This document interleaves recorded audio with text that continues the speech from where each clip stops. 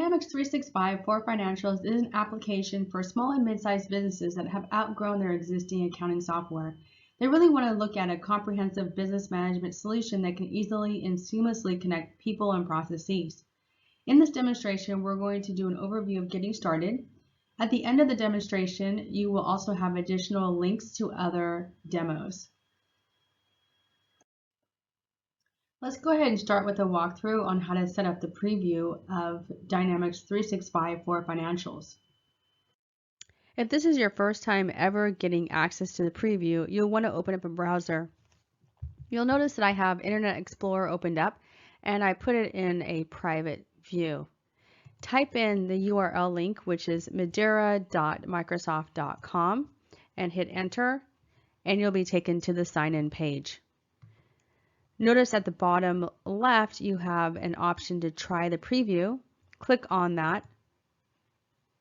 It will also ask you to start with your work email address. If you try to put in a personal email address, it will recognize it and it will actually tell you you're not able to do that. So enter in your work email address and then follow the prompts by clicking on sign up. You will get an email in your inbox with additional instructions. Follow that, and once you complete those prompts, you'll then have access to the application.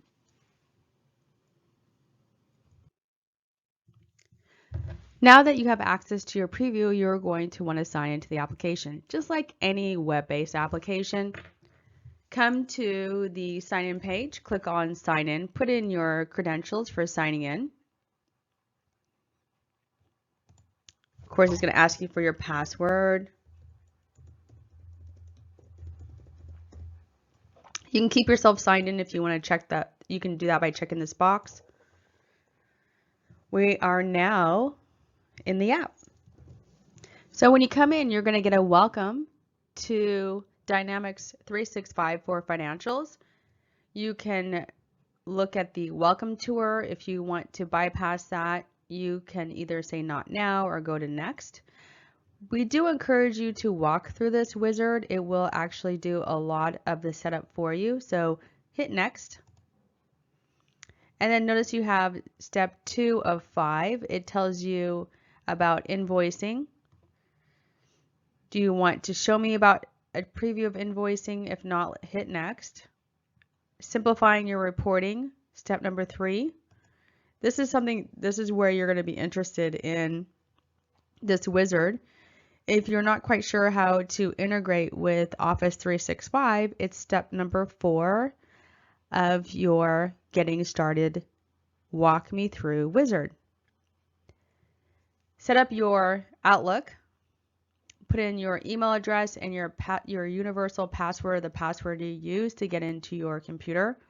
I already have mine set up, so I'm not going to put in my password. Once you do that, hit OK, and what will happen on the back end, it will start to do the integration, so just let it do its thing. Make sure Outlook is closed before you hit OK. Okay, so we're integrated with Outlook. Hit next. This is another feature that you might be interested in. Step number 5, getting connected with your phone. Whether it's a Windows, an iOS, or Android, here's an activation code you're going to want to jot down. Take note, maybe copy and paste it. Get on your phone, find that app. Right now it's called Project Madeira. Pull that onto your phone and follow the prompts. Enter in the activation code when it does ask for it. And then the last step is try it out. If you want to know any more about getting started with Dynamics 365 for Financials, you can click on that link and then click done. If you ever want to go back to the getting started or get started walk me through wizard, on your home page, notice in your activities area there's a title that says get started. Just go ahead and click on that. It will walk you through the wizard again. Company information. When you first logged into the preview, you probably entered in company information and bank data. Maybe you wanted to go back and modify that information. If you go to the home page and within the Action tab, you'll see in the ribbon you have Company Settings. If you click on it, you can continue to make modifications if you need to.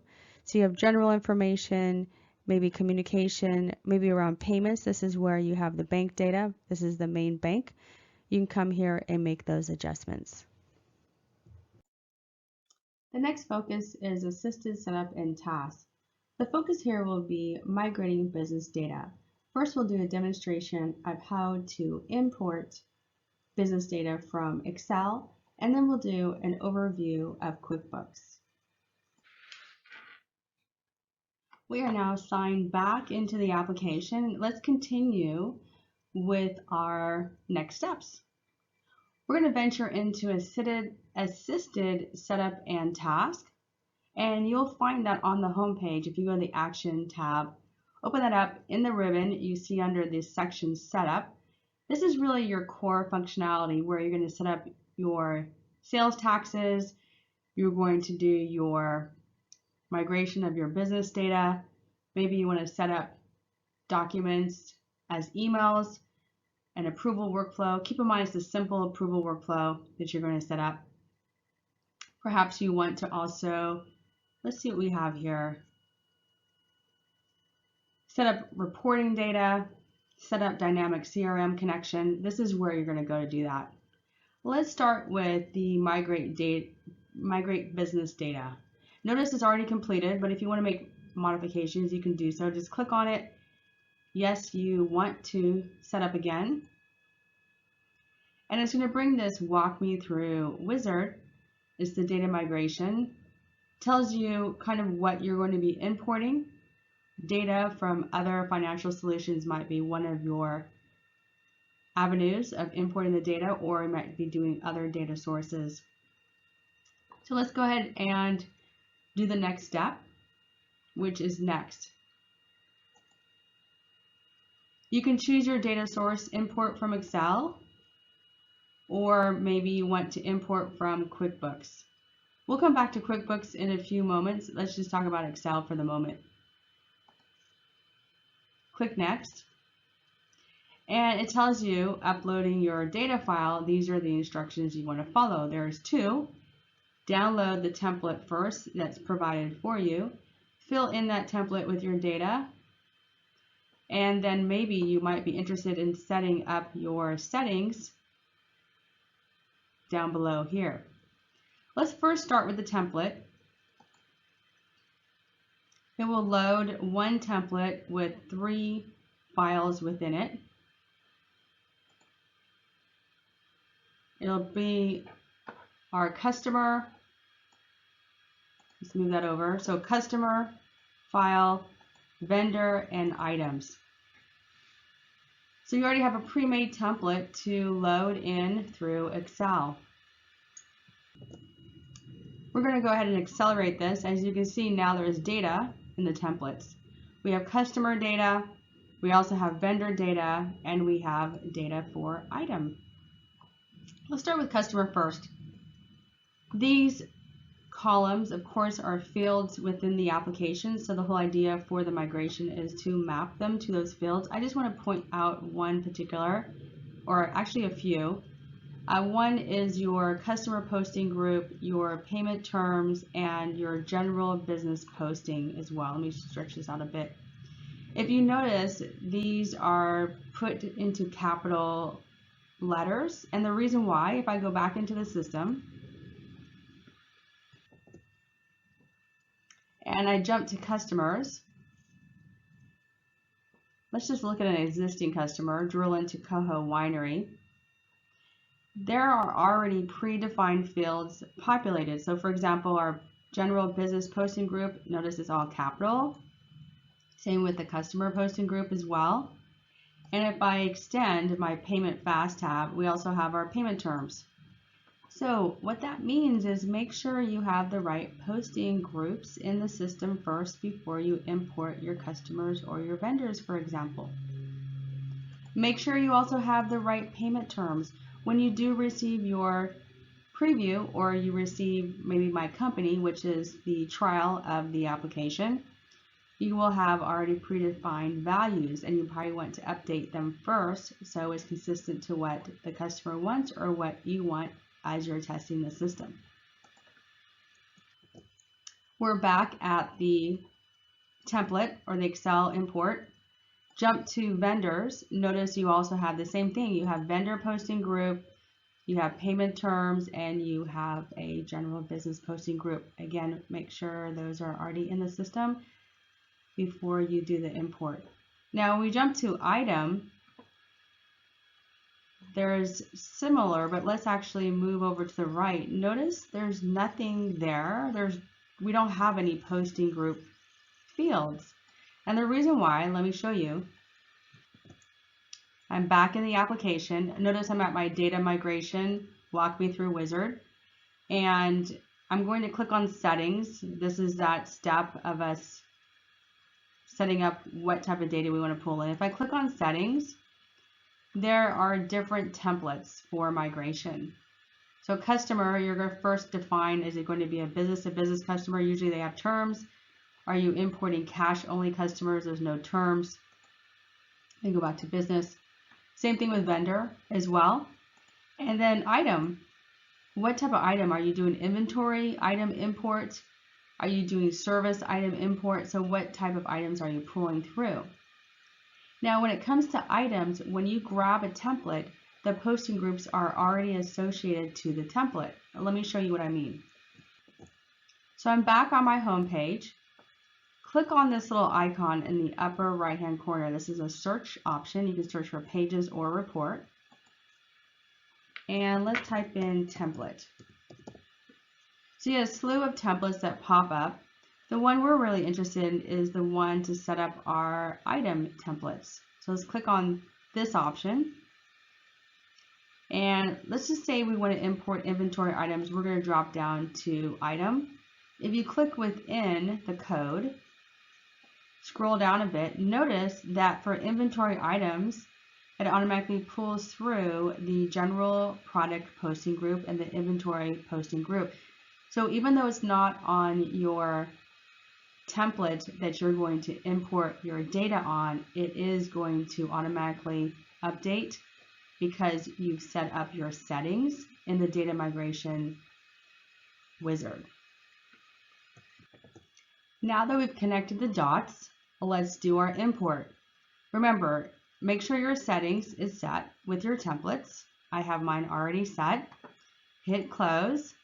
Make sure your template is saved. So when you hit next, you're going to choose the file from Excel.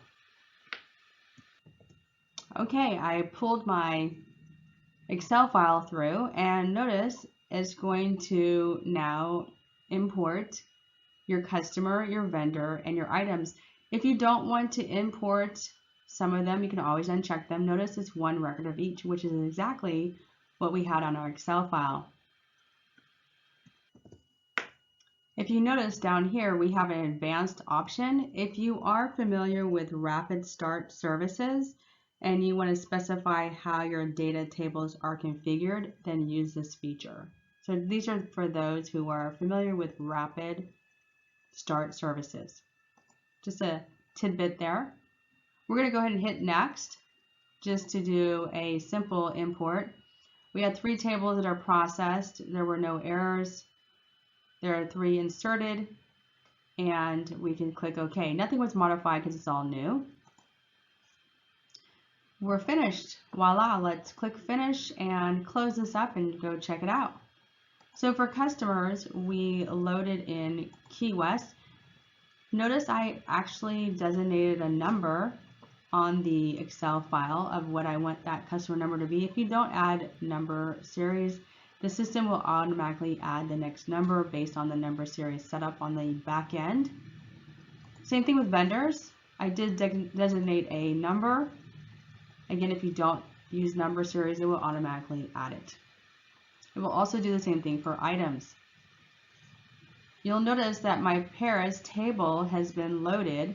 I actually designated a number to it because we do identify our items by number, and it imported everything I need. If I click on this item, see how my posting groups automatically came through because of the template.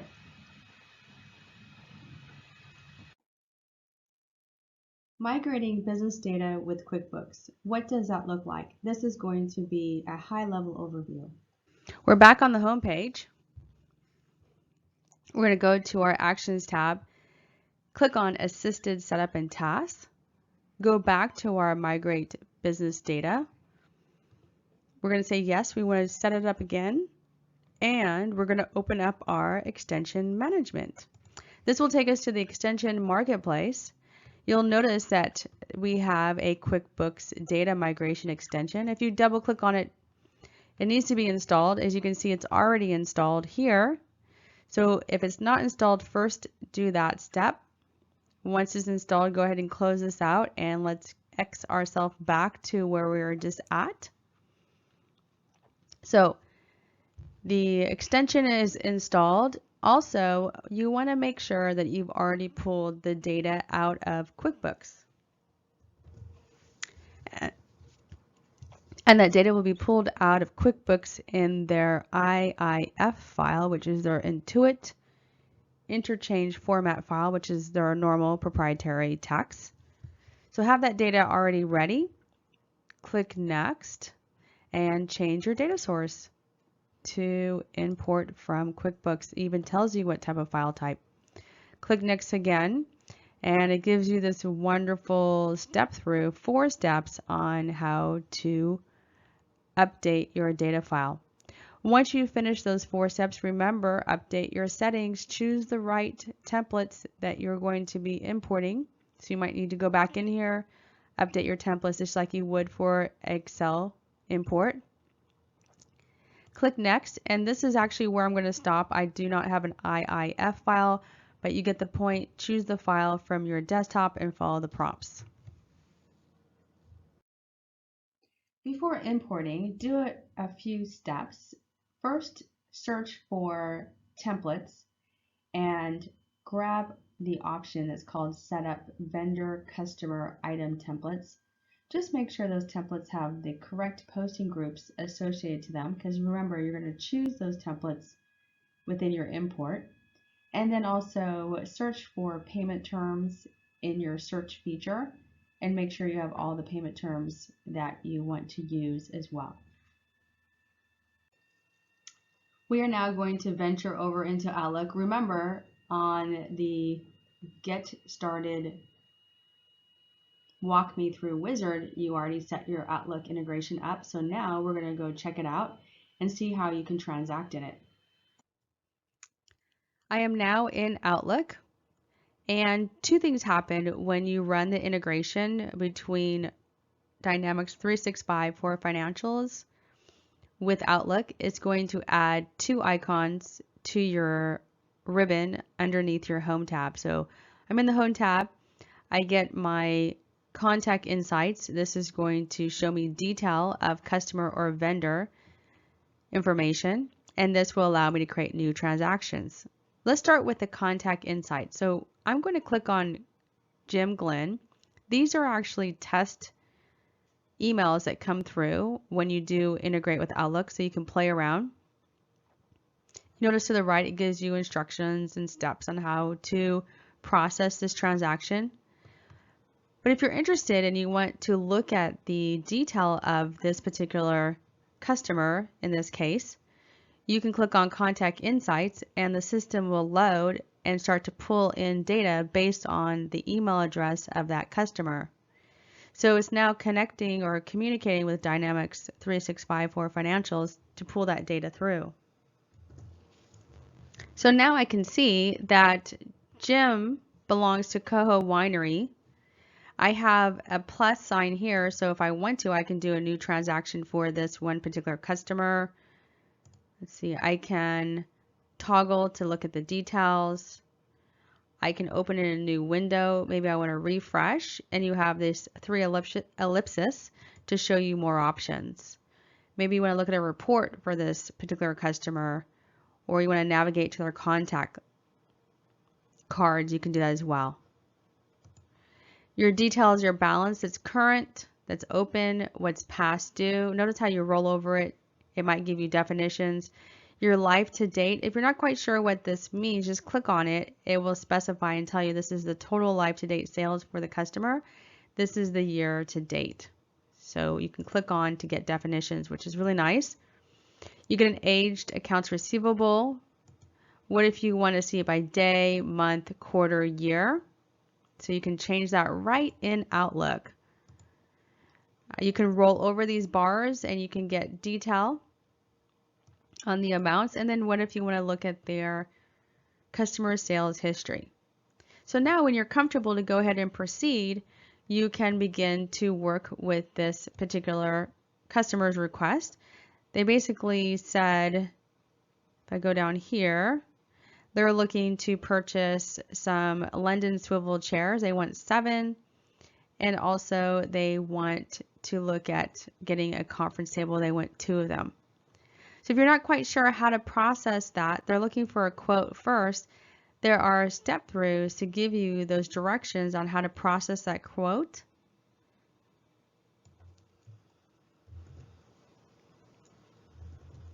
And also, if you notice on step 5, how to send that quote directly from Outlook. So practice with that. If you want to practice with a vendor, Wide World Importers is that vendor you can practice with. If you want to know more about how to process these transactions, you can always refer to the other demonstrations. One is titled Accounts Receivable, and the other one is Accounts Payable. We'll go a little bit more in detail. So have fun with it. Learning more. Where would you go to learn more about the application? Now that you are able to get a better understanding of the preview, sign up, and the assisted setup and task, everything to the Outlook integration, you're interested in learning more. How do you get a deeper understanding? If you notice, I'm on the sign-in page, and within the sign-in page, you have a couple things. You have a blog, you have a learn, and a feedback. Let's start with the blog first. The blog is really centered around what's new, what's happening. There are going to be releases every month. If you want to learn more, for example, there's from email to money, simplify your workday with Dynamics 365 for financials and Outlook. If you read more, it has some great links in it. And Outlook Mail, document links, Outlook Calendar, using the application Add Your Business Inbox in Outlook as well. You can provide a recommendation or a comment. Let's go back. What if you want to know new and updated capabilities in September? How to work with non-stock items, how to purchase products for sales. I mean, if you could just see, it's just a very extensive list of a lot of great information. So that's the blog. Let's jump over to Learn.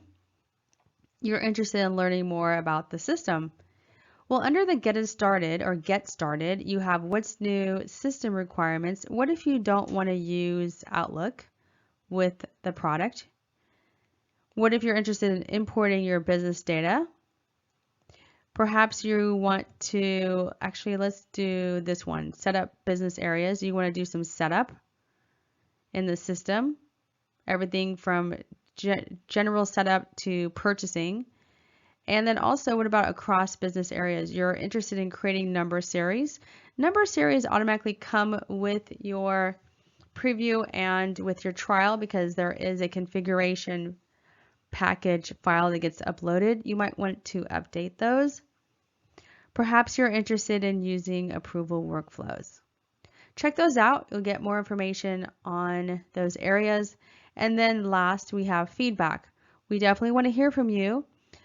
If you find something and you want to suggest, please let us know through the suggestion box.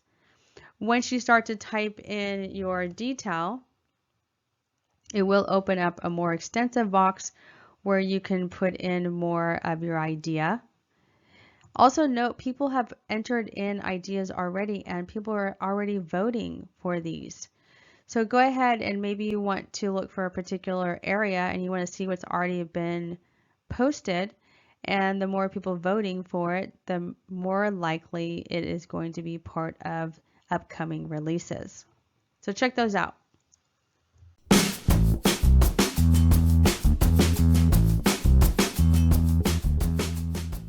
Dynamics 365 for Financials is an application for small and mid-sized businesses that have outgrown existing accounting software, and they want a comprehensive business solution that can easily and seamlessly connect people and processes. This demonstration is really the foundation of how to move around that application. It's basic usability. Once this demonstration is over, at the very end, you can click on additional links that will take you through other areas of the application. We will review accessing the application, and then what does the waffle mean in the upper left-hand corner, My Settings. Then we'll review the home page, go into an overview of pages and some tips and tricks you can do with those pages.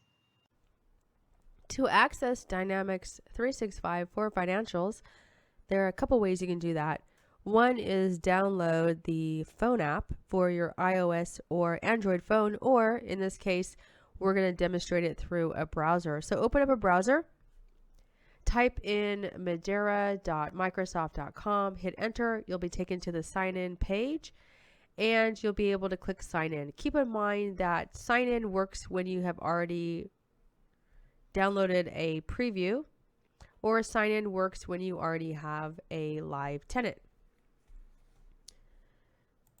So let's click on sign in. Normal stuff. It's going to ask you for your sign in credentials.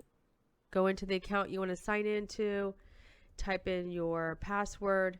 If you want to be kept signed in, check that box and then click sign in.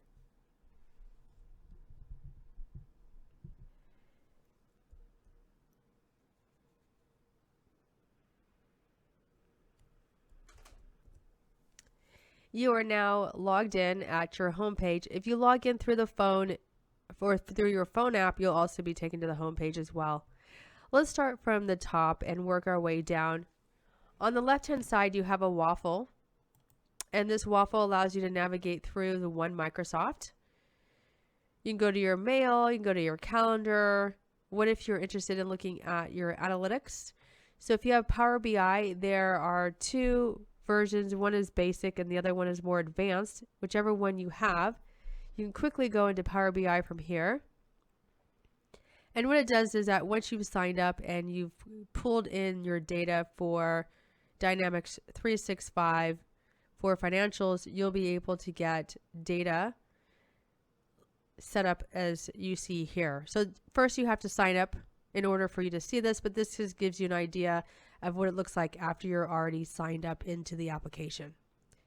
Let's go back to our Dynamics 365 for Financials and continue to do the navigation or basic usability. On the right hand side, you have your icon. If you notice, my cursor goes from an arrow to a hand. If you want to, you can right click on it. You can open up the application in a new tab. If you want to do some multitasking, or a new window, if you want to move it to maybe a second or third monitor, no matter however many monitors you have. You also have this menu bar should disappear. On the right hand side, you also have a cog wheel. A couple things here is you can connect to Office 365. So set that up. And then also under My Settings, if you're interested in changing your role from Business Manager to a different role, you can do so. If you do change the role, keep in mind that the system will prompt you to sign out and sign back in. So notice these are roles that are pretty much generic or standard with your account. We're going to go ahead and click cancel. We're not going to change our role. What about your company? You can have multiple companies in one tenant. Cronus US happens to be the preview. You have My Company, which allows you to upload customer data into the system and play with it for 30 days. Once that 30 days is up, you can go ahead and purchase the application or whatever it is you want to do. And then you could go into create another company with another tenant, which you can actually have the customer use live. Let's go ahead and cancel this as well. Work date is transaction date. So when you are creating transactions in the system and you want to have the date auto default, let's say we want it to be every transaction that we do today to be the 5th of October. When you hit OK, every time you create a transaction, it's going to be for that date. You might need to come back into My Settings and update your work date when it is applicable. And then over to the right, underneath your picture icon, you can search for pages or reports. This is going to be a very useful search capability for you. Say, for example, you're interested in setting up dimensions. Notice you have a bunch of options to select from. Maybe you want to look at dimensions based on reports and analysis. You can refine it by clicking on one of your search results here. Maybe you want to look at your administrative functions around your dimensions and setting up dimension combinations. Perhaps you're looking at lists or tasks. Keep in mind, as you're going through each of those search results, you're going to have different icons. These icons you will become familiar with, and you'll know, for example, if I see this icon, it's automatically administration. So, but that being said, that you don't have to refine as you get along. You'll know, oh, this is for reports, this is for administration, etc. Also, keep in mind, if you want to look for your chart of account, you can do that as well. Notice I'm not typing in the whole entire word. The system is intelligent enough to know you're looking for chart of account. You can expand windows. Anytime you see this arrow, you can minimize it and you can exit out when you're done. Next thing, you have tabs, just like you would in Office 365. Within the tabs is a ribbon. Within that ribbon are different sections. So it tells you can create something new. You can do setup. Notice there's multiple places to do the same thing. If you want to do assist setup and task, you can do it here. Or if you scroll down the page, you can also do assisted setup here as well. So depending on where you're at, you can choose to get you to the same place. Let me scroll back up.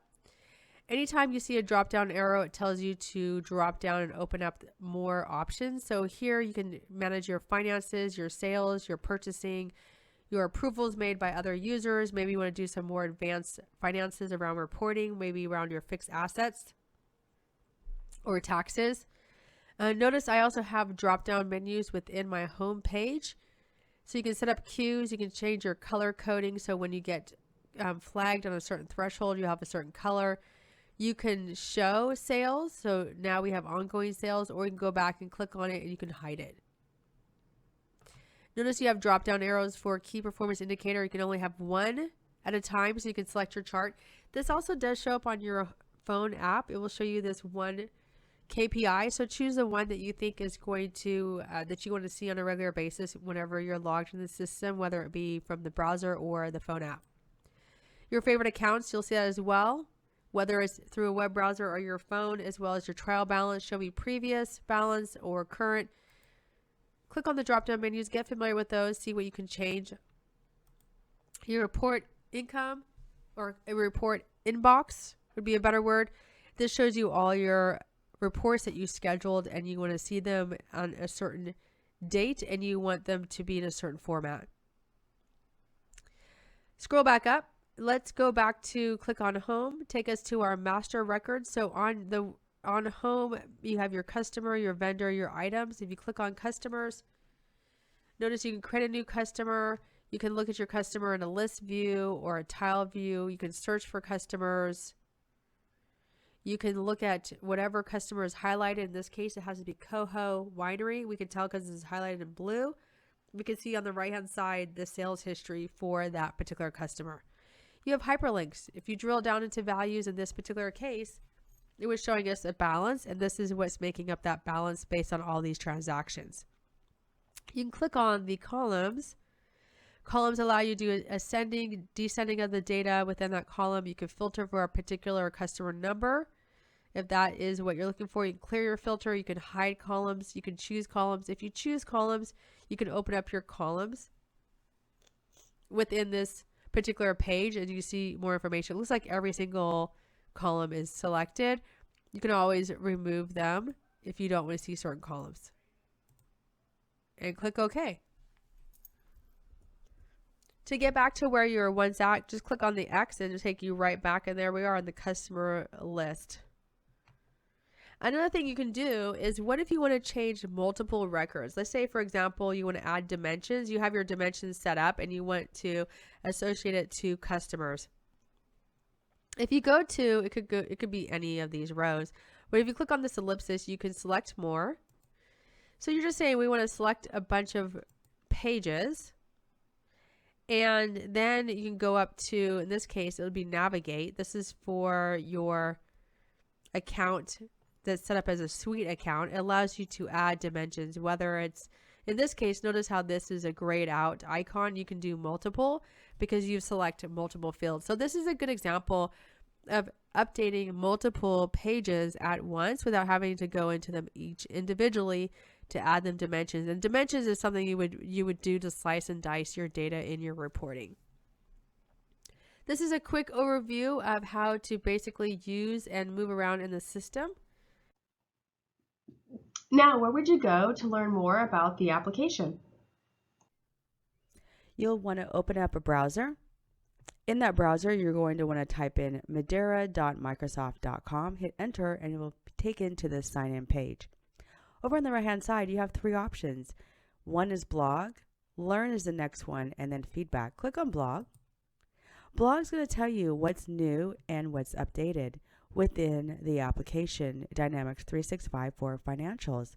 Notice your most current one will always appear at the top. Click on the read more to get more information on those new capabilities. And then the really cool feature here is there is an intro of that new capability and then how to. So there are step-throughs on how to work with non-stock items for this example. Notice there's additional how-tos as you scroll down the page. Check those out so you can learn how to walk through the system. Also, at the very bottom, you can add in comments if you need to. If you scroll up to the top, you can subscribe to the blog as well. The second thing is learn. What if you want to go in and learn the system? You want to start by getting started. What's new? What are requirements? All the way down to working with the application. And then what are some tips and tricks so you can open up these options and get more detail? Maybe you want to know how to enter in criteria in your filters. Notice as I scroll down the page, on the right-hand side, there's an article that follows along. So maybe you want to look at this article and get more information on this particular area that you're wanting to learn. At the very bottom, you have hyperlinks. Anywhere you see blue text throughout, these are hyperlinks you can drill down into. You have a was this article helpful? So if you want to maybe provide some feedback if you were having problems with the learn feature or what you wanted to have some more solution to your problem, let us know if it was working for you or if it was not. Last thing is feedback. As you're going through the system, you might come up with some ideas of things that you want to share. This is where you do that, under feedback. Notice some people have already been providing a lot of feedback. The table of contents is on the right-hand side. This shows you all the feedback that's already been entered. Perhaps you want to post a new idea here, or you want to click this link and post a new idea. When you do start to post a new idea, let's say just new idea, you see how now you have more options appear. You can define what category you want that idea to be in, and then describe more in detail, and then who you are actually presenting that idea.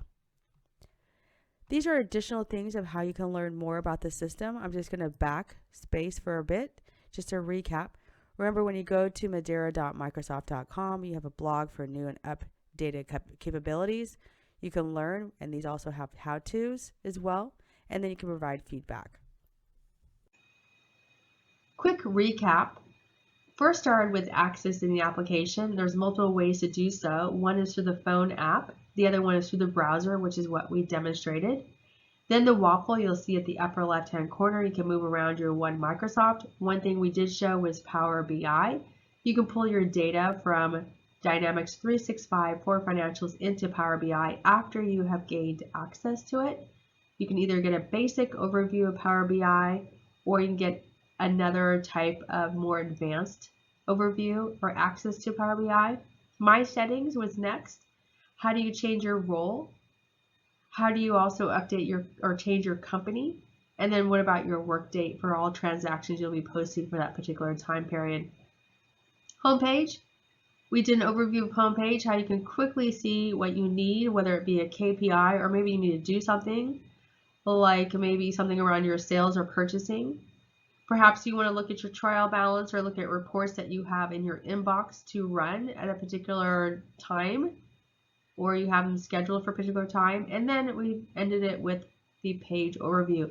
Remember, you can actually select more on those pages and make multiple updates at once. You can choose columns, you can hide columns.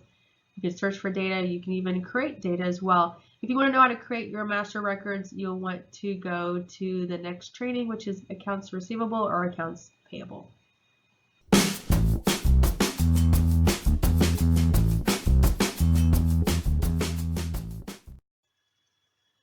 Welcome to Dynamics 365 for Financials. This is an application that's really for small and mid-sized businesses that have outgrown existing accounting software and are looking for a comprehensive business management solution that can easily and seamlessly connect people and processes. We're going to walk through an overview of accounts receivable that's going to be able to assist with that streamlining. What is accounts receivable? It's the tracking of money for products and services sold to customers.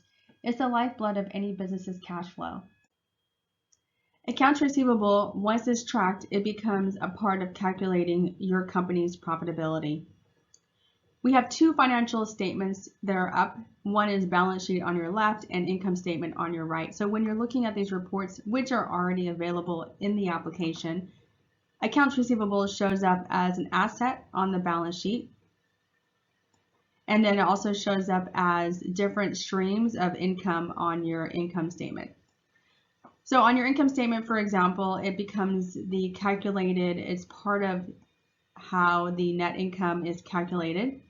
In this case, the example is Cronus USA is profitable. We have a positive net income. If it was negative, then you'd want to quickly reevaluate, perhaps increasing your sales or decreasing your expenses.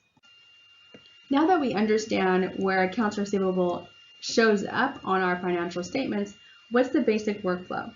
This workflow applies to both product and service companies. If you start from the left and work your way to the right, we have customer management, so customers have to be in the system first before you can actually transact with them. Next, you're going to create a sales invoice, and the sales invoice defines what the customer wants, how much they want. Terms can also follow into the sales invoice, which will produce a due date. And this is your first step to posting it to your general ledger. You can also send the sales invoice to your customer. There are templates already available in the system. Now we're only showing sales invoice, but just keep in mind you can also do sales quotes and sales orders as well. So that's just a tip right there. The third step is your cash receipt. So once the customer sends you a payment, you're going to want to create a cash receipt journal for that payment. Customer follows through, terms are tracked, discounts are applied if your terms have discounts associated with them. Bank account balances are updated, and you're going to post it because this is where you're now getting your income. And that will show up on your income statement. The very last step is credit memo. You can actually reverse out items or products if you need to. You can do a standalone credit memo. You can do a credit memo from a posted transaction. You can put a date of when you want to create that credit memo, and you're going to want, again, to post it so it reverses whatever you're giving the customer credit to, and you can send it to them so they know that they're getting a credit. Let's begin the first step in the basic workflow, which is customer management. The first step in our basic workflow is customer management. In order for us to transact with the customer, let's say we want to do it in Outlook. We want to create a sales invoice for them. They have to be in the system. The way to do it at this moment is you'll need to log in to Dynamics 365 for Financials through a browser. As you can see, I'm at the sign-in page. How I even got here was I opened up Internet Explorer, I typed in madura.microsoft.com, and voila, I'm at the sign-in page.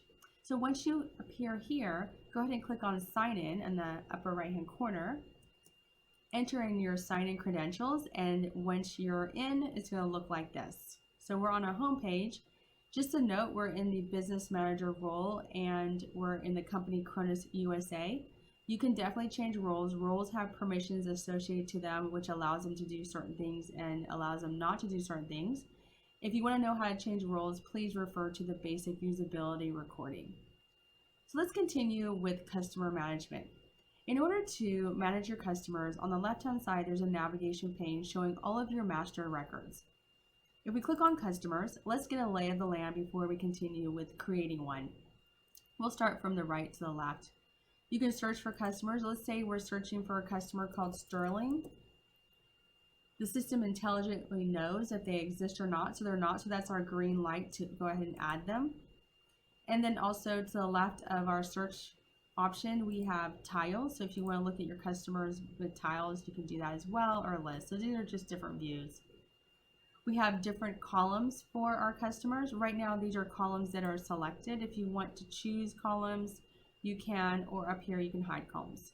So just a little bit of a tip. Well, let's go ahead and start with creating a new customer. Click on New. Now we're doing a manual creation of a customer. You can definitely import customers if you need to. Now customers are defined by type, and so the template does that definition. Business to business, do you want to do a customer that has terms associated to how they're going to pay you, or do you want a customer who's going to pay you cash? So choose which one is applicable. You can always add more templates, but this is just the standard templates that come through. Let's do business to business to see how this works. Click on OK. And it takes a few moments and it will pop up a customer card. I know that because it shows me on the left-hand side. I have my number series automatically associated to this customer when I save it. My required field has an asterisk, so let's go ahead and type in the name of my customer. Address information, contact information. Let's go ahead and put in an email address so we can see how that works in Outlook. And then you have fast tabs at the bottom. So let me collapse this. So payments, what do you want to put around for payments? Everything from invoicing, shipping, statistics, special pricing, etc. Let's focus on payments. Let's expand that by clicking on the name of the fast tab. It expands. By clicking on it again, it collapses. We have our terms come through based on our business to business customer template, so that's perfect.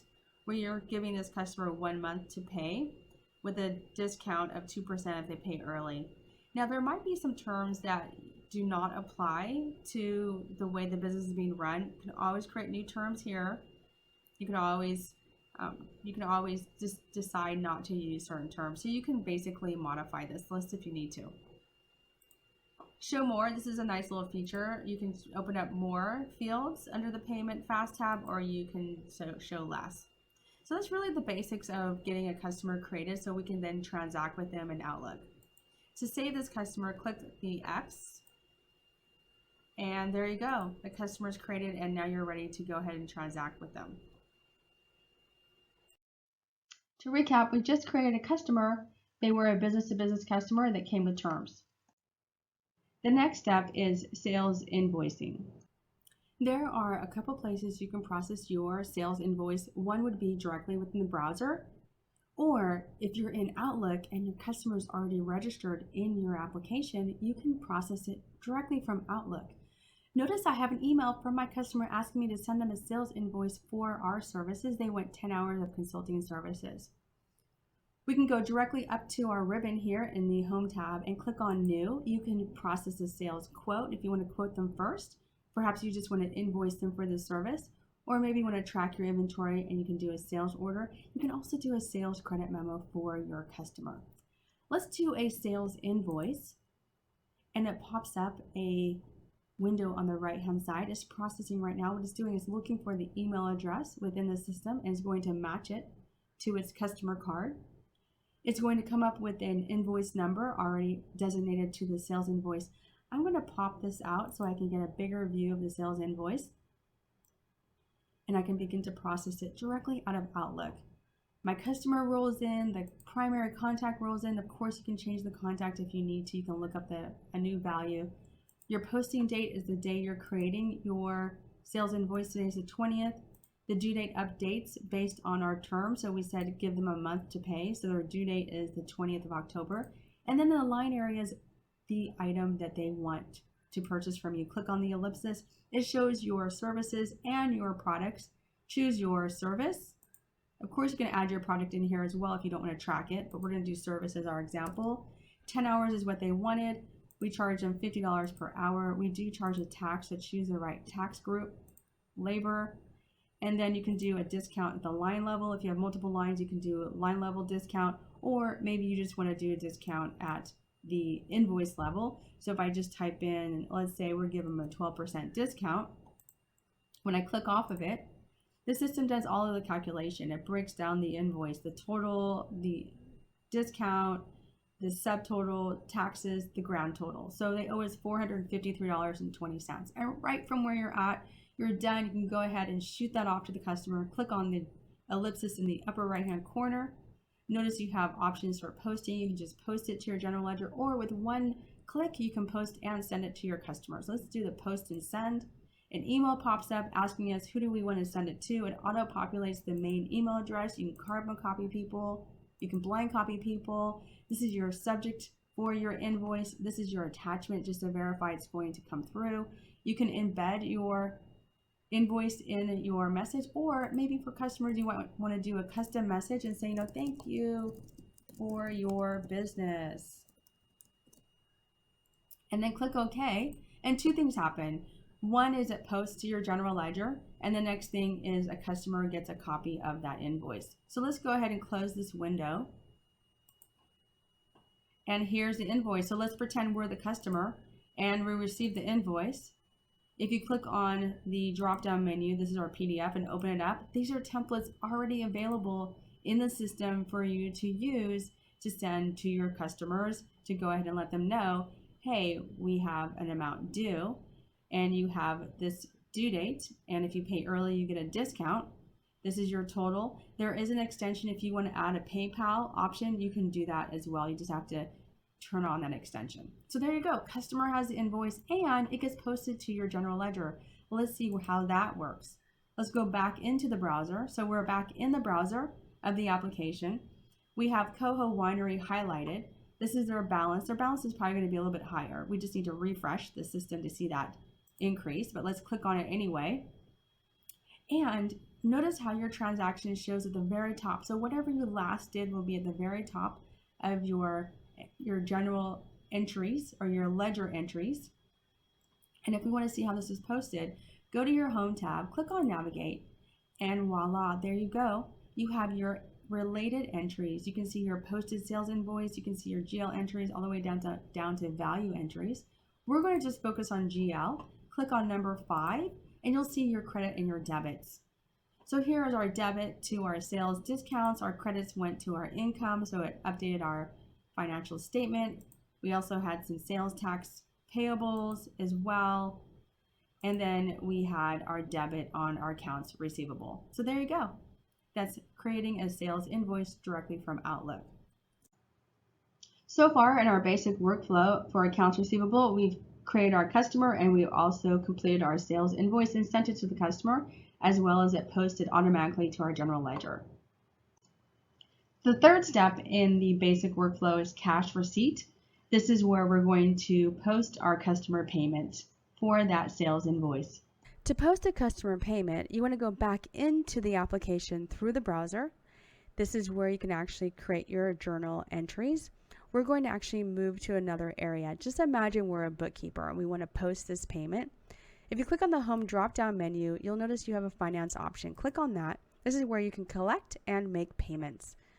Cash receipt journals is going to be the option you want to highlight. Click on general to open up that cash receipt journal and begin putting in your information in the line level. So your posting date, let's say the customer paid early.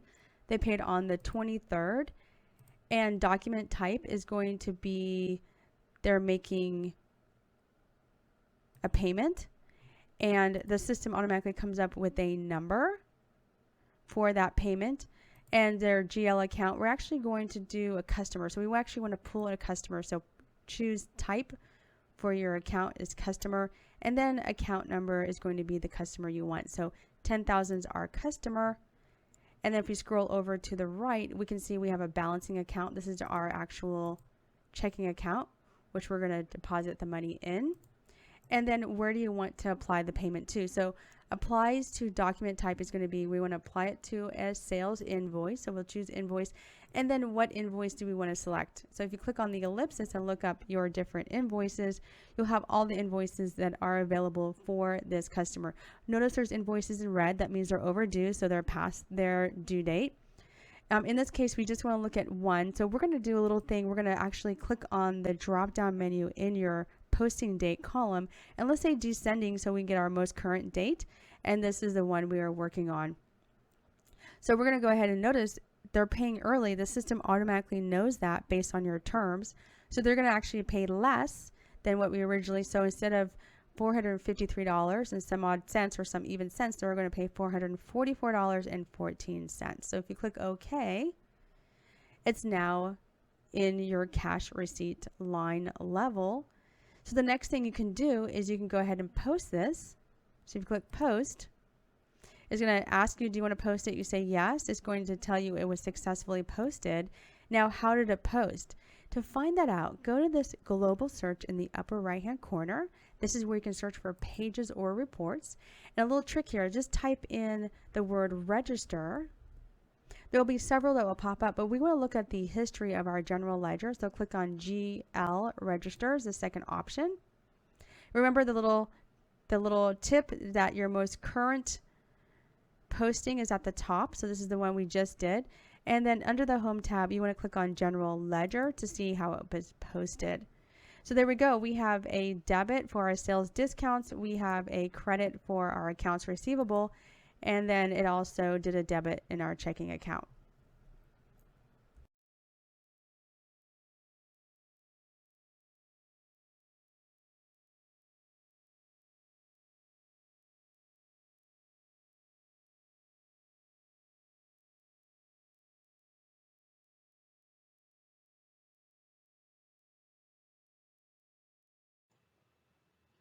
So in our basic workflow, we went through managing your customer first, making sure they're in the system, and then you can create your sales invoice. We showed you how to do that within Outlook and where it gets posted. And then we just showed you how to accept a payment from a customer, which is a cash receipt journal, and how it gets posted to your general ledger. The last step in the basic workflow is credit memo. Here we want to do a reversal to our general ledger, either for a service item or a product, which will then automatically reduce what the customer owes us. Now, there are a couple ways to process your sales credit memo. One is in Outlook and the other one's in the browser. We're going to do it in the browser just so we can post a sales invoice to that credit memo. In the browser, make sure you're on your list of customers because you want to find that particular transaction you want to post a credit to. You can do a standalone credit memo, but most of the time you attach a transaction to it. Drill down into, actually, what we're going to do is go to home and let's go to sales and let's drop directly to a posted sales invoice. Posted sales invoices will roll into your sales credit memos. Notice this is the one that we just processed. You see it's closed, so it's been paid. Let's click on the number to drill into it.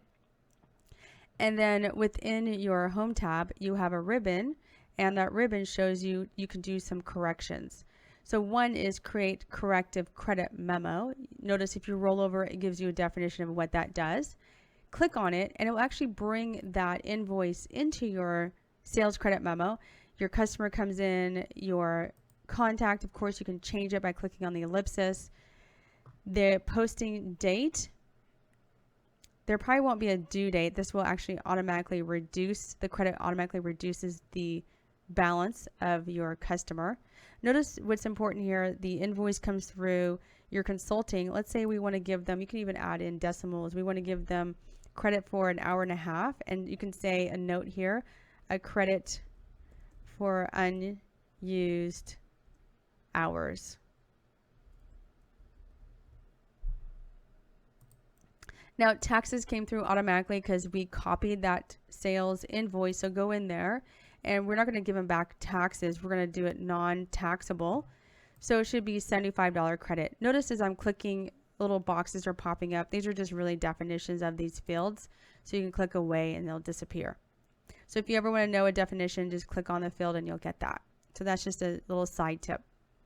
Okay, so $75 is what we're going to actually give them a credit on. You want to go back up to your home tab and you want to process it by either posting it or maybe you want to post and send it to your customer so they know they got that credit. Let's just post it. It's going to ask us, do we want to post it? Yes, we do want to post it. It's going to ask us, do we want to look at the posted credit memo? We're going to say no for the moment because we're kind of interested in how it posted. So notice now we're taken back to our navigation pane. We have all these options we can choose. You can jump to your posted sales credit memos if you want to. And remember, the rule is the most recent one is at the top. Click on the date.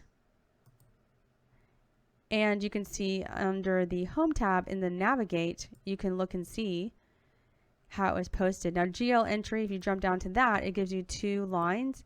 It's going to actually reverse it.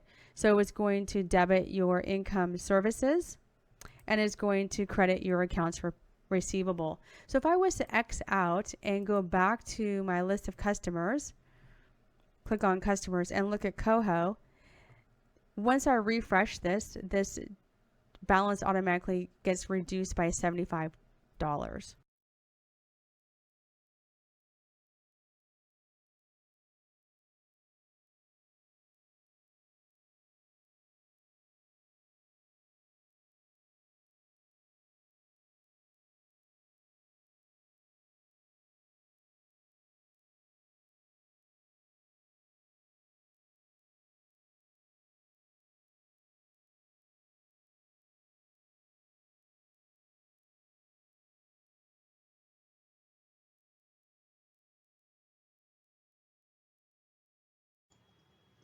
So here's a recap of our basic workflow.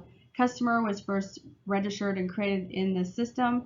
Then we jumped over to Outlook and we can process our transactions. We chose to do the sales invoice since it's the basic workflow.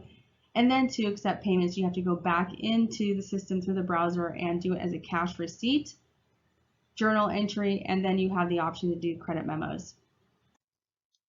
Where would you go now to learn more about the application? You'll want to open up a browser. In that browser, you're going to want to type in madeira.microsoft.com, hit enter, and you will be taken to this sign-in page. Over on the right-hand side, you have 3 options. One is blog, learn is the next one, and then feedback. Click on blog. Blog is going to tell you what's new and what's updated within the application Dynamics 365 for financials. Notice your most current one will always appear at the top. Click on the read more to get more information on those new capabilities. And then the really cool feature here is there is an intro of that new capability and then how to. So there are step throughs on how to work with non-stock items for this example. Notice there's additional how-tos as you scroll down the page. Check those out so you can learn how to walk through the system. Also, at the very bottom, you can add in comments if you need to. If you scroll up to the top, you can subscribe to the blog as well. The second thing is learn. What if you want to go in and learn the system? You want to start by getting started. What's new? What are requirements? All the way down to working with the application. And then what are some tips and tricks so you can open up these options and get more detail. Maybe you want to know how to enter in criteria in your filters. Notice as I scroll down the page, on the right hand side there's an article that follows along. So maybe you want to look at this article and get more information on this particular area that you're wanting to learn. At the very bottom you have hyperlinks. Anywhere you see blue text throughout, these are hyperlinks you can drill down into. You have a was this article helpful? So if you want to maybe provide some feedback if you're having problems with the learn feature or what you wanted to have some more solution to your problem, let us know if it was working for you or if it was not. Last thing is feedback. As you're going through the system, you might come up with some ideas of things that you want to share. This is where you do that, under feedback. Notice some people have already been providing a lot of feedback. The table of contents is on the right-hand side. This shows you all the feedback that's already been entered. Perhaps you want to post a new idea here, or you want to click this link and post a new idea. When you do start to post a new idea, let's say just new idea, you see how now you have more options appear. You can define what category you want that idea to be in, and then describe more in detail, and then who you are actually presenting that idea. These are additional things of how you can learn more about the system. I'm just going to backspace for a bit just to recap. Remember, when you go to madeira.microsoft.com, you have a blog for new and updated capabilities. You can learn, and these also have how-tos as well, and then you can provide feedback. To recap, we specifically talked about two financial statements, balance sheet and income statement. We got to see how accounts receivable appears on those statements, and then also how accounts receivable is the lifeblood of your business's cash flow, so that's your income. Then we talked about a basic workflow and then demonstrated that workflow and wrapped it up with additional resources where you can go get more help on a deeper dive of the application.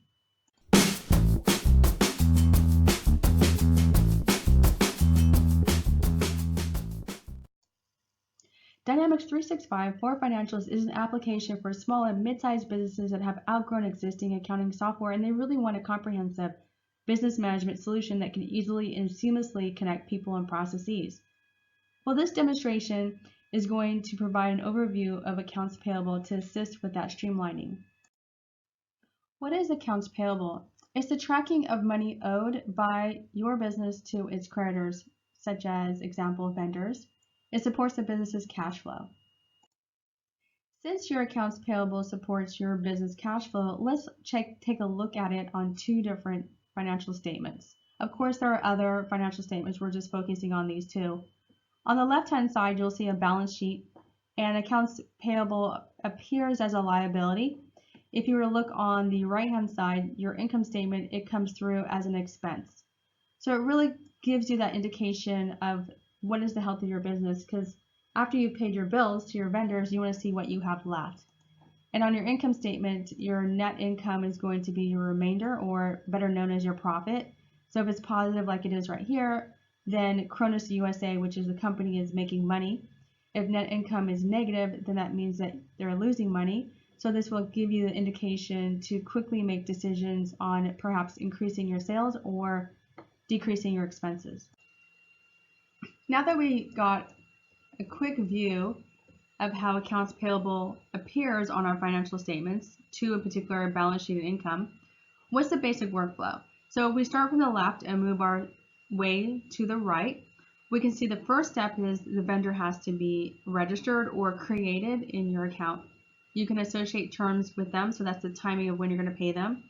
The next step is to create a purchase invoice, and that's really what is it you want to purchase from them. Is it going to be a service? If you want to purchase a product, maybe you want to do a purchase order, that's available as well. You can enter in your vendor invoice number, terms follow, and this is where you do your first posting to your general ledger. Next, you're going to want to pay your vendor. So terms are tracked at the payment level. It's called payment journal. You can decide at the payment journal how you want to pay your vendor. Is it going to be check? Is it going to be electronic funds transfer? And then you want to post it to your general ledger because now you're moving it onto your expenses. The last step is credit memo. It's not something that's used very often, although it's available already in the system. Your vendor follows through. You can actually associate your posted purchase invoice to that credit memo so you can track it. Or you can do a standalone credit memo. Either one, there's that flexibility. The date of your credit memo, you want to post it as well because you want to reverse out whatever it is you're getting your credit on, and if you want to, you can send it to your vendor.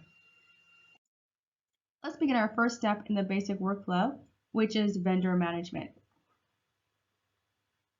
We are now logged into Dynamics 365 for Financials. We came through a web browser. When you log in, you'll notice your role is Business Manager. If you want to know more about how to change roles, refer to the basic usability demo. We are Kronos USA, that is the name of our company. On the left-hand side is our navigation pane. We can see all of our master records. If we click on vendors, we're then taken to a list of vendors. So let's look at a couple of things before we get ready to create a vendor. Over to the right-hand side, you have a search option. So this is a magnifying glass. If you type in part of your vendor's name, it will show you if they exist or not. You can X out that search. You can change your view. Maybe you want to look at your vendors in a tile format or perhaps in a list format. Something to keep in mind, you can click on columns. You can do ascending or descending of the data. You can filter on the data. Perhaps you want to hide columns, or perhaps you want to choose and add columns. You can do so as well. So those are just some tips. To create a new vendor, you can click on the new. Now keep in mind, I'm going to create a vendor manually. Of course, you can import your vendors as well.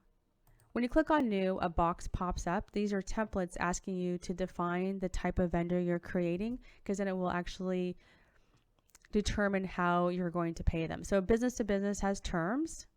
And then if you have a cash payment vendor, that means you're going to pay them cash. So let's do business to business and click OK. Another box pops up. This happens to be the vendor card. A number gets automatically associated to that vendor card. These are number series. And then you have fields that are required. So we're showing they want the name of the vendor. So let's put Key West. You can add your address information, your contact information. The email, just to let you know, is actually the main email address that if you're going to send your vendor an email out of the application, this is the email that will populate. Of course, you can add others as well, but that's just what this email is for. Then you have fast tabs. Fast tabs are down below. You can click on a fast tab. So let's look at payments. You can expand that fast tab. You can actually also show more. There might be more. There's another field that got added, or you can show less. Now, one thing that's cool is because we chose that template, we automatically have some data auto-populate on our new vendor card. We have our terms. If you click on the ellipsis, the vendor has agreed to accept a payment from us within a month, and if we pay early, they'll give us a 2% discount. There might be terms in here or payment terms that are not applicable to you. Go ahead and click New, create a new term, and that will be universal throughout the whole application. So that's the beauty about using a template. Things are already populated for you, so you can easily just click the X. The X at the upper right-hand corner saves the card. And there you go. Your vendor is now in the system, so you can begin to transact with them.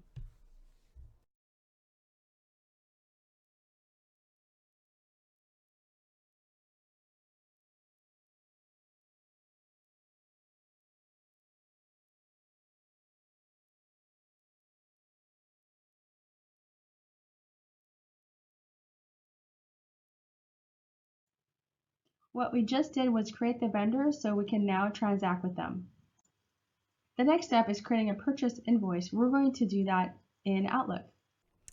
So we've moved over to Outlook, and we're looking at our email, and we received an email from our vendor, and our vendor gave us some detail. They gave us an invoice number as well as description of what it is that we want to purchase from them. They also said if we pay early, we'll get a discount.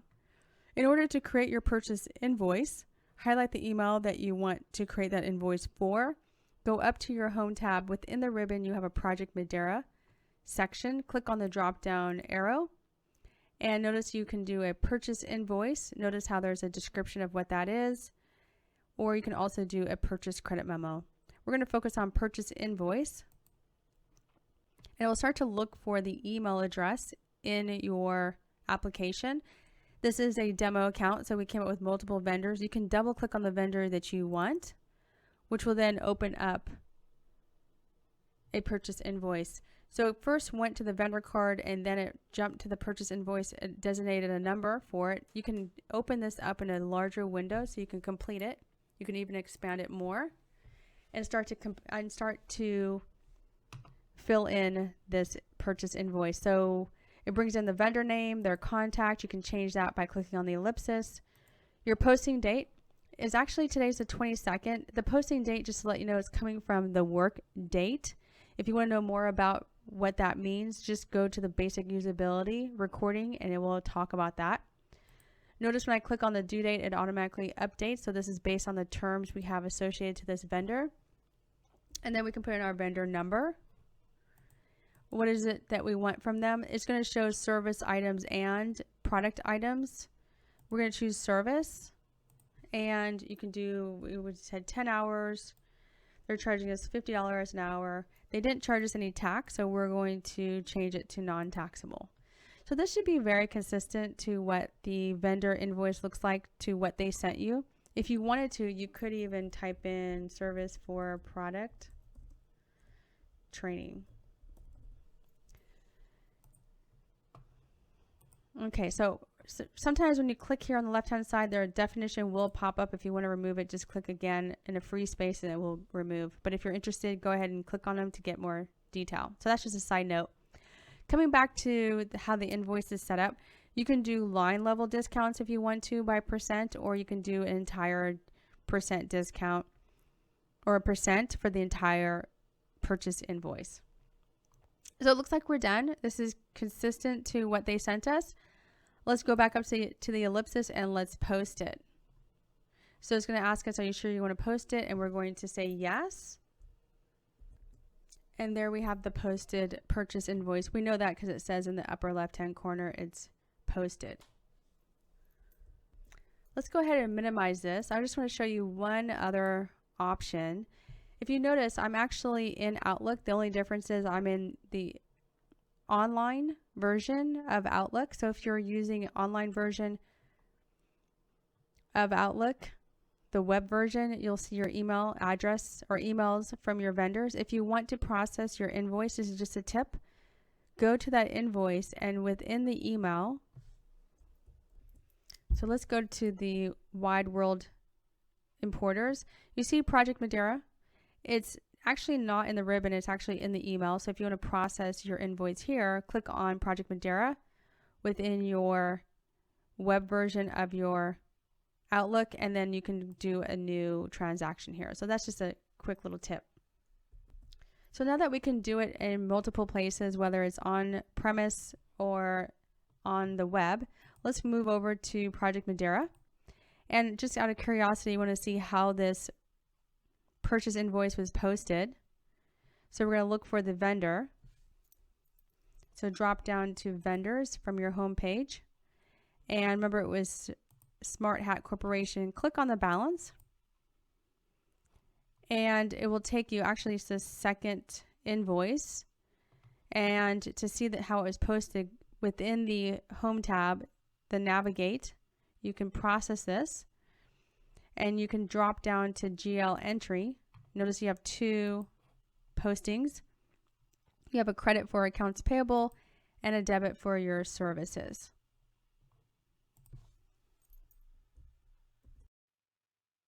So far in our basic workflow of accounts payable, we created the vendor. We even defined what type of vendor it was. Then we went into Outlook and we created a purchase invoice that was posted to the general ledger. The third step in our basic workflow of accounts payable is payment journals. This is where you're going to apply a payment to your purchase invoice and you're going to post it to your general ledger. You're also going to define how you want to pay your vendor, whether it's through check or electronic fund transfer. We are back in the browser and we want to pay our vendor. Notice we're on the home page. You have a drop-down menu. Within that drop-down menu, there's a few things you can do. You can do finance management all the way down to advanced finances. So check those out when you have time. But let's jump up to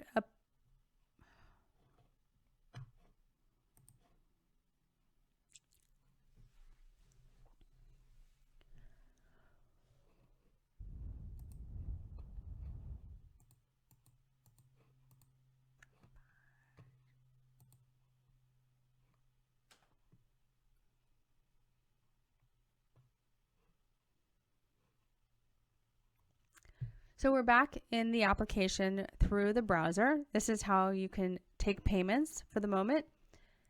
The way to apply a payment to a purchase invoice is on the left-hand side in your navigation pane. Click on the home, drop down to finance, and then payment journals is what you want to make payments. Go into general. It's going to ask you to put in now your line detail of what purchase invoice you want to pay. Purchase date, let's say we paid them on Friday and our document date was yesterday when we created that purchase invoice. You can always grab this data. I'll show you how to do that. My external document number was 8899. The account type is vendor because that's who is we want to pay. So click on vendor, and then when you click on vendor, the number will associate to the account type, and then choose the vendor you want to pay. So Smart Hat Corporation. What bank account that you're going to be paying from.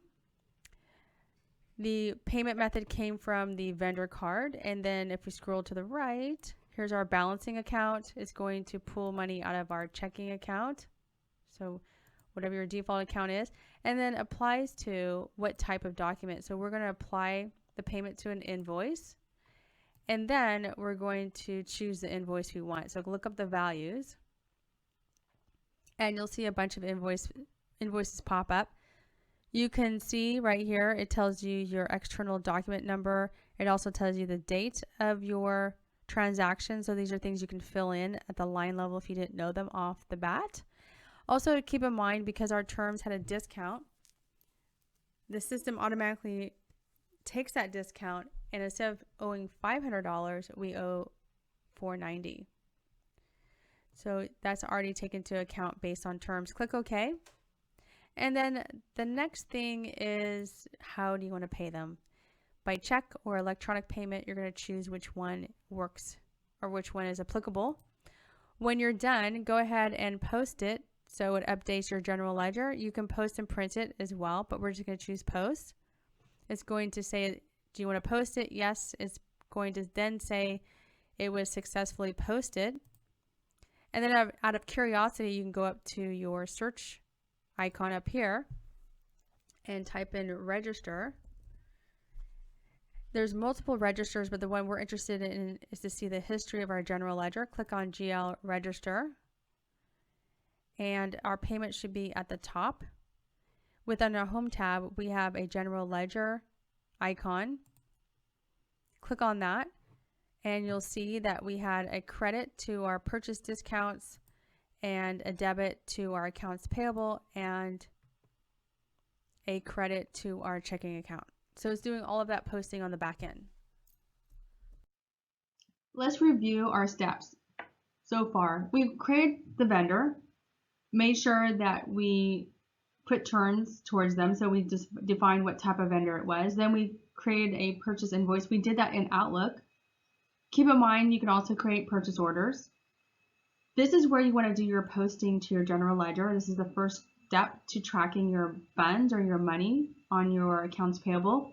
And then we did a payment journal because we want to pay the vendor. And we also saw that the system automatically applied a discount because we paid the vendor early based on the terms we had selected on the vendor card. We are now at the last step in our basic workflow of accounts payable, which is credit memo. This is where we can do a reversal to our general ledger. Perhaps you want to get a credit for a service item or a product that we purchased from a vendor. We can do that in the system. I want you also to keep in mind that the credit will automatically reduce the amount we owe the vendor.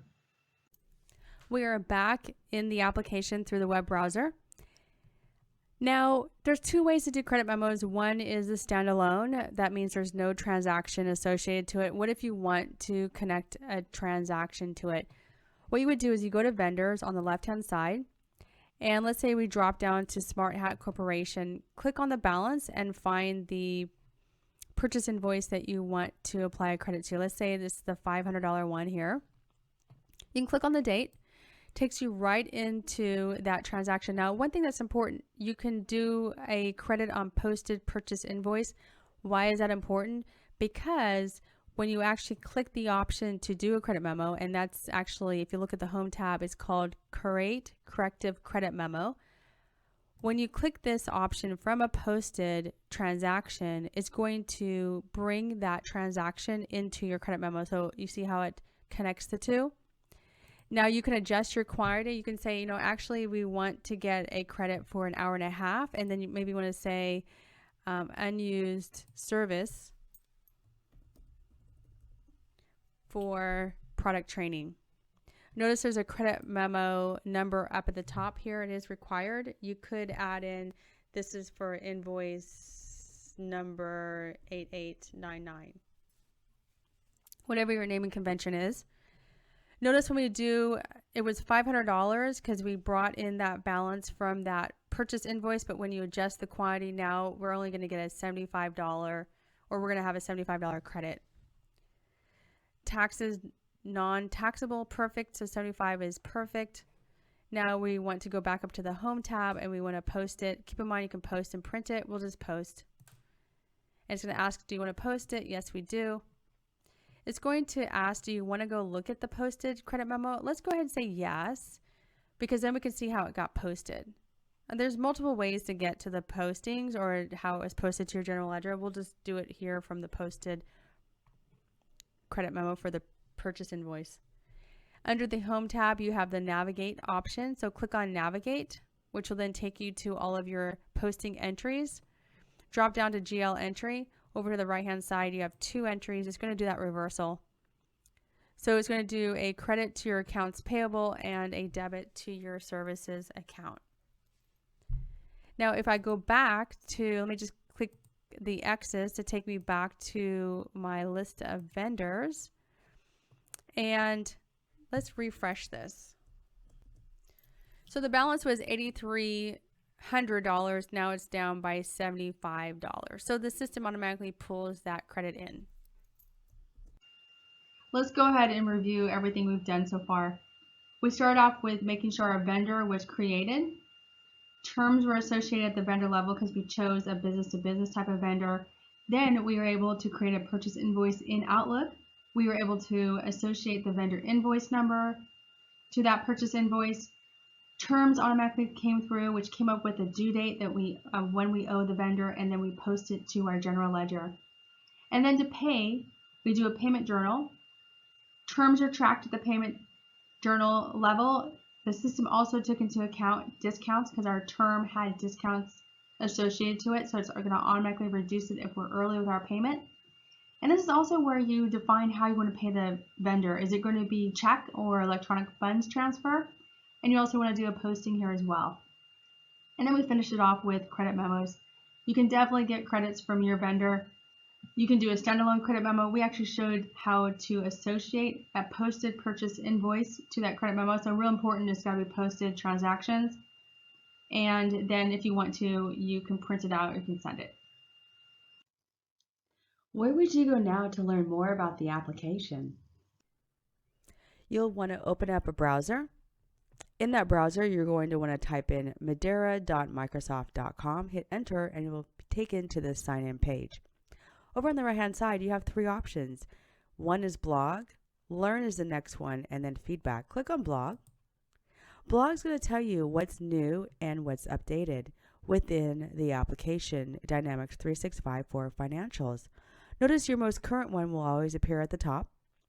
Click on the read more to get more information on those new capabilities. And then the really cool feature here is there is an intro of that new capability and then how to. So there are step-throughs on how to work with non-stock items for this example. Notice there's additional how-tos as you scroll down the page. Check those out so you can learn how to walk through the system. Also, at the very bottom, you can add in comments if you need to. If you scroll up to the top, you can subscribe to the blog as well. The second thing is learn. What if you want to go in and learn the system? You want to start by getting started. What's new? What are requirements? All the way down to working with the application. And then what are some tips and tricks so you can open up these options and get more detail. Maybe you want to know how to enter in criteria in your filters. Notice as I scroll down the page, on the right hand side there's an article that follows along. So maybe you want to look at this article and get more information on this particular area that you're wanting to learn.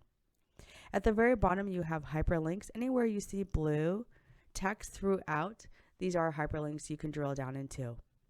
You have a was this article helpful? So if you want to maybe provide some feedback if you were having problems with the learn feature or what you wanted to have some more solution to your problem, let us know if it was working for you or if it was not.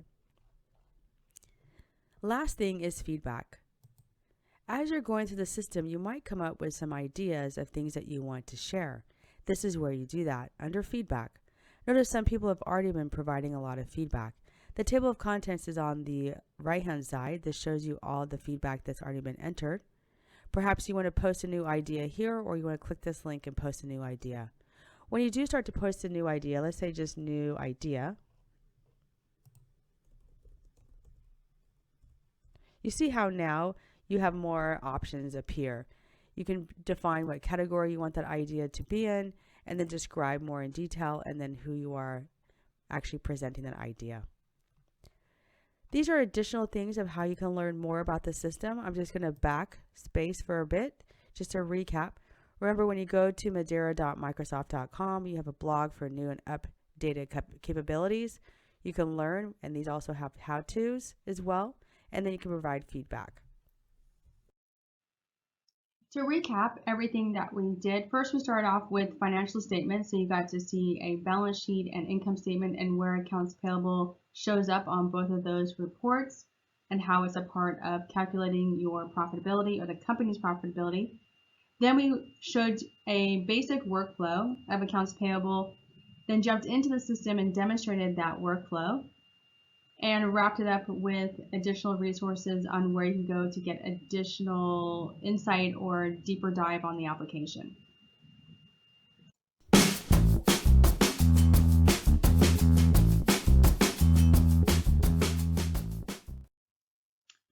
Dynamics 365 for Financials is an application for small and mid-sized businesses that have outgrown existing accounting software.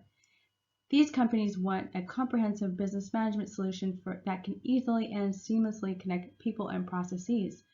This demonstration for Dynamics 365 for Financials will provide an overview of General Ledger to assist with that streamlining.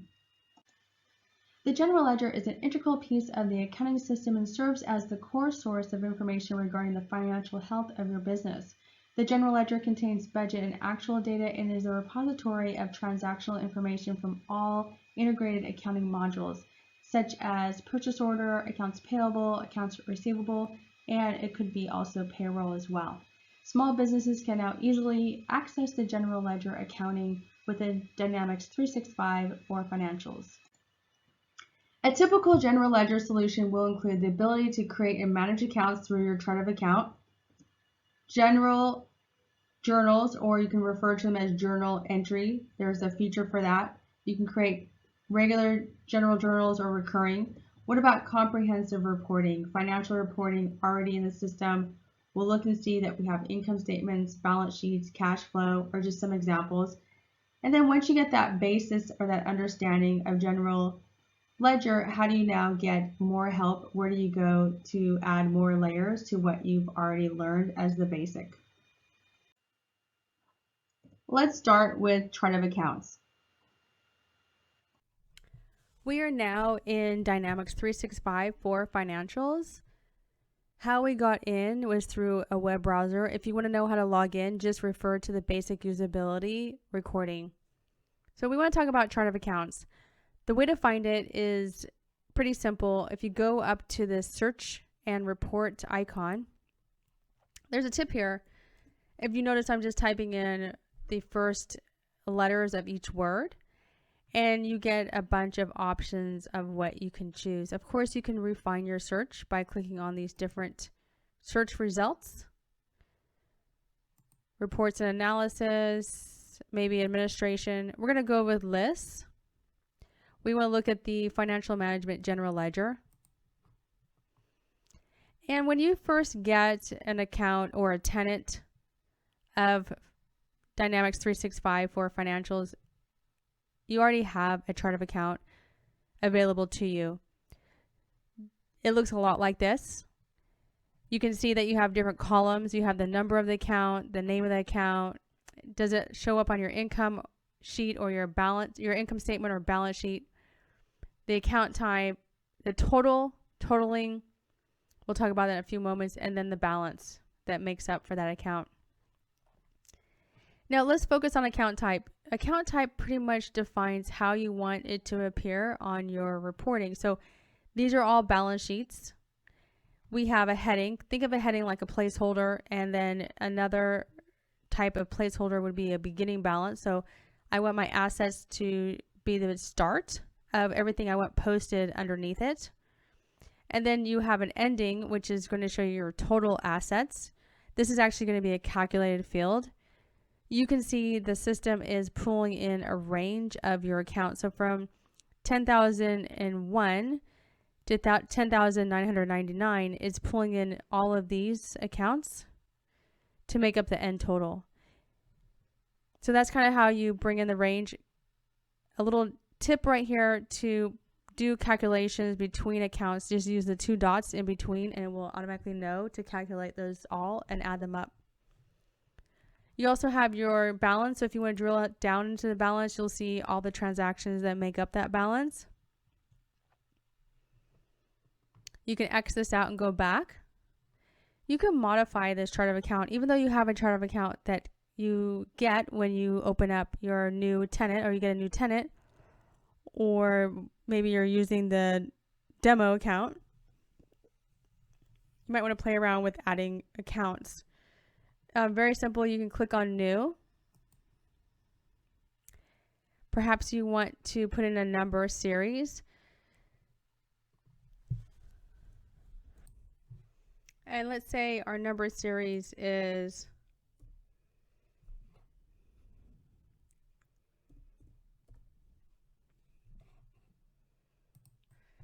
10751, and the name of our new account, we'll say e-services. We want this to appear on our balance sheet, and it's going to be an asset. This is one of our streams of income. And account subcategory, we want it to appear under assets. It's going to be debit, and we want it to be posting. We don't want it to be a header or anything else. So we'll use that for posting. So that's the basics of creating an account that does not exist. When you're done, go ahead and hit the X and it will be saved. One thing you might want to think about is notice how it's kind of hanging off the side here. There is a feature in the Home tab. It's called Indent Chart of Accounts. That way it kind of just moves underneath it. So when you look at in reporting, it just looks even.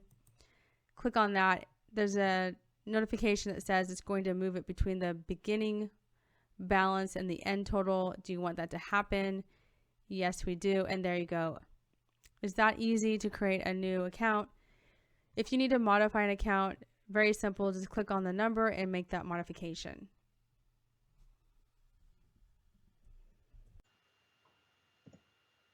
Next, we'll talk about general journal management, how to create a general journal, how to save that general journal as a template to reuse again in the future, and then some ideas of recurring general journals. Now, how would you even create a general journal? There are a couple ways to get to a general journal. We'll show you one way. If you click on the home drop-down menu, notice you have a finance section. Click on finance, and there you go. You are already landed on general journals. You can do 2 types of general journals. One is a cash receipt payment. So this is for your customer, receiving customer payments and paying your vendors. Or maybe you just want to do a general journal, would be default. These are batches. There's more information in the help on how to build batches.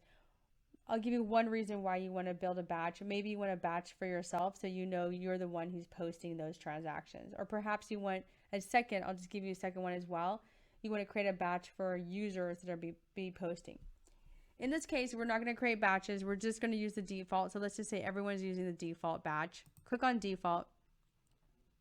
And let me just close this so we can see all of the lines.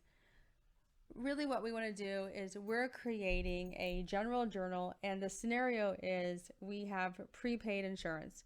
We purchased insurance in the beginning of the year, and we purchased it for $12,000, and we want to post that. First thing is your posting date. Just a trick here, put in a date. Don't worry about the dashes.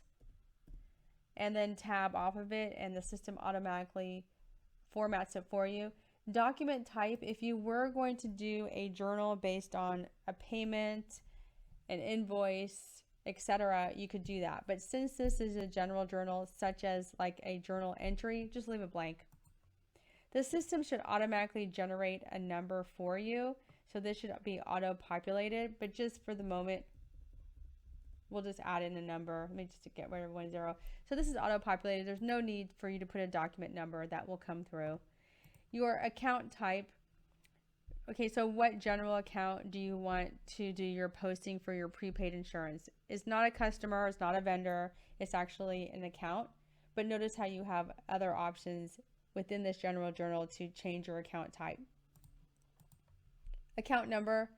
We're going to pull up the prepaid. Oh, it's right there. Perfect. So it's right at our fingertips. Just click on prepaid insurance. And we're going to keep amount blank. Our balancing account, we can add a balancing account here if we want to. Or if we want to, we can add a second line to balance. So let's say 12,000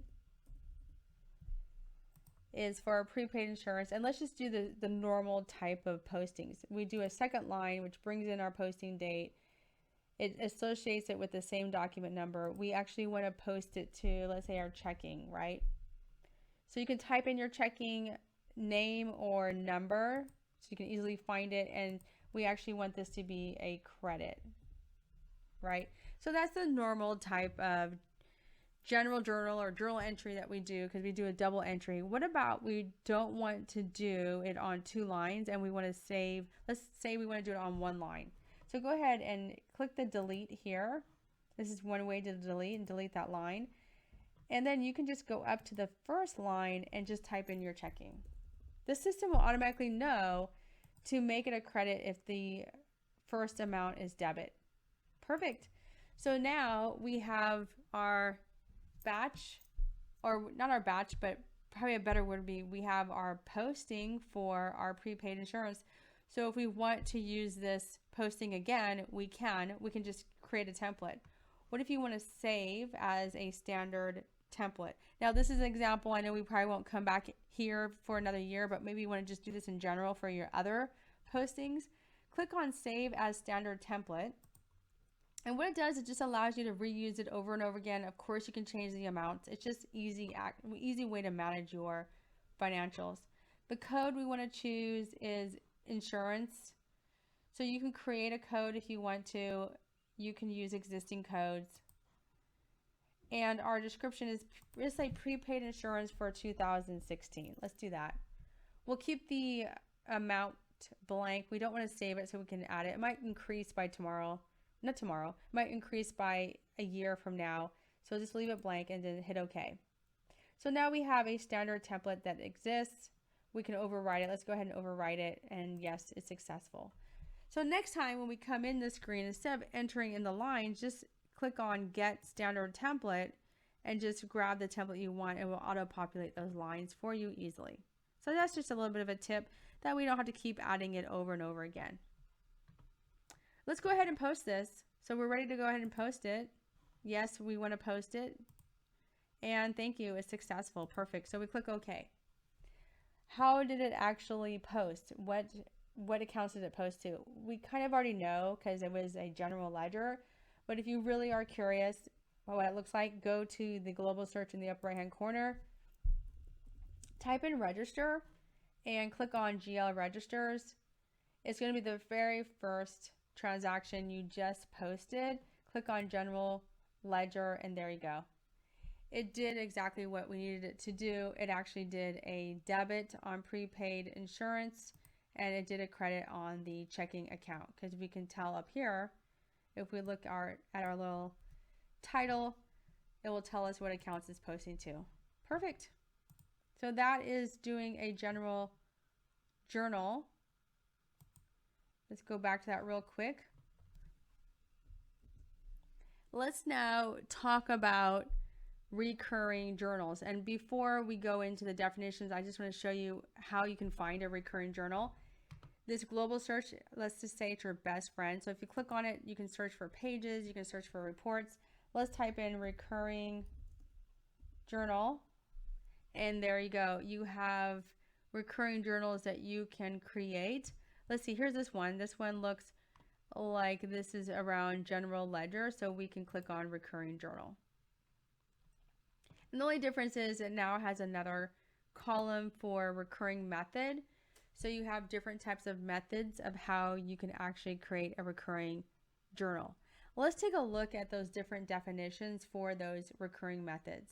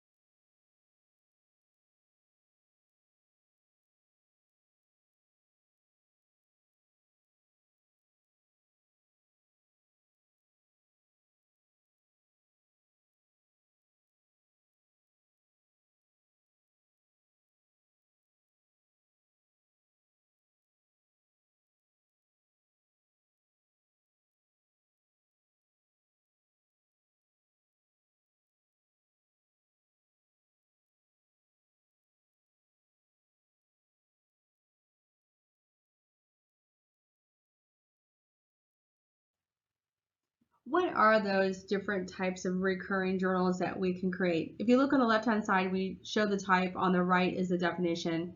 So let's start from the top down. So a fixed recurring journal is, it's in a fixed amount.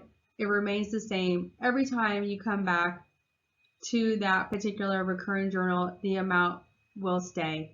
Variable means that the amount will be different each time. So when you post your general journal, it will go to 0 the next time you post. You'll still have all the lines identifying what accounts you want to post to, but you'll need to add in the amount each time. Balance really allows you to use an allocation function. That allocation function will appear in the ribbon, and then what you can do is put the amount on that general journal line and then click the allocation function and break down that allocation by percentage for each specific account you want to allocate to.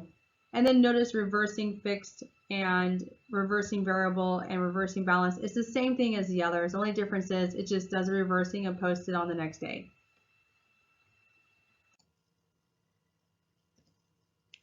Let's now transition to the financial reports overview. Let's do a quick walkthrough of reports already available in Dynamics 365 Business Edition. We're going to start from the home page, which is exactly where we are right now. We know that because home is highlighted. In the ribbon at the top, we have financial statements. If you click on it, you have all your pertinent financial statements available: balance sheet, income statement, cash flow, retained earnings, and you have taxes collected from your sales. Let's click on balance sheet just to see how that looks when we get ready to run it. An option box will pop up asking you to filter, so it's asking you what your end date is. Let's do a preview really quick. You can see the balance sheet shows you there, again, your assets, your liabilities, and then your total liabilities and equity. You can search for certain values. Say, for example, you're looking for a particular value in that preview. Click on find and it will actually highlight and take you to your prepaid expenses. Perhaps you want to pull it out in Excel, PDF, or Word. You have that option as well in the preview, and then you can print it. So you have reports already built in the system. Let's go ahead and X this out. Let's look at another report. Let's do the sales taxes collected. Another option box appears, but notice you have more. It's asking you your report type. Do you want to do a summary, normal, detail? Let's do detail. What do you want to include? What's your tax jurisdiction? What results do you want to appear around your tax jurisdictions? And then what limits do you want to limit? Like what totals do you want to limit? Instead of preview, let's do a send to. And let's choose the option schedule. I think the other formats are pretty self-explanatory. Let's choose the schedule, hit OK. Another box pops up and asks you, what do you want to name your scheduled report? So let's say this is our, we'll say daily. Your output, we want to see PDF, Word, or Excel. We're going to keep it to PDF. And then what's your schedule? So when do you want it to start and when do you want it to end? We're going to just be very frugal and say just start it today and end it tomorrow. Of course, you can definitely expand these dates and hit OK. It's going to appear in the report inbox. I have to refresh my screen for that to appear. My screen has been refreshed. Let me scroll down my home page. There we go. It's available, notice, in the report income or inbox area on your home page. So if you click on it, it's going to come up as PDF. So if you notice on the right, it's PDF. Open up and you have already a report showing your sales tax. And this is detail. So it's showing you all your detail across the top. And then if you were to scroll to the very bottom, you have a total for the very bottom of all your data. So that's how you use the send to option. Let's X this out. One other place to find some financial reports, if you go to the page level, click on the home drop down menu, click on finance. This takes you to the page level. I just want to focus on chart of accounts. Of course, you can go through the other options and check out what's available. Notice within the home tab, the ribbon has a report section. You can see a GL register report. You can see a trial balance detail and summary report. You can also see a trial balance. As you notice, as I roll over these icons, there's a definition that pops up and lets me know what's in that report. What if you want to go actually to the report tab? There might be some more reports available for you to look at. For example, maybe you want to look at reconcile your AP to GL report. It gives you exactly a definition of what that data will be. Perhaps you're interested in, let's say, account schedule layout. So you can adjust the layout of your account schedule if you need to. And your account schedule really is a way to analyze your figures in your general ledger or compare your general ledger entries with your budget entries. So you have a plethora of reports available to you already in Dynamics 365 Business Edition, and I encourage you to go in and play around and see what's available. Where would you go now to learn more about the application? You'll want to open up a browser. In that browser, you're going to want to type in madeira.microsoft.com, hit enter, and you will be taken to the sign in page. Over on the right hand side, you have three options. One is blog, learn is the next one, and then feedback. Click on blog.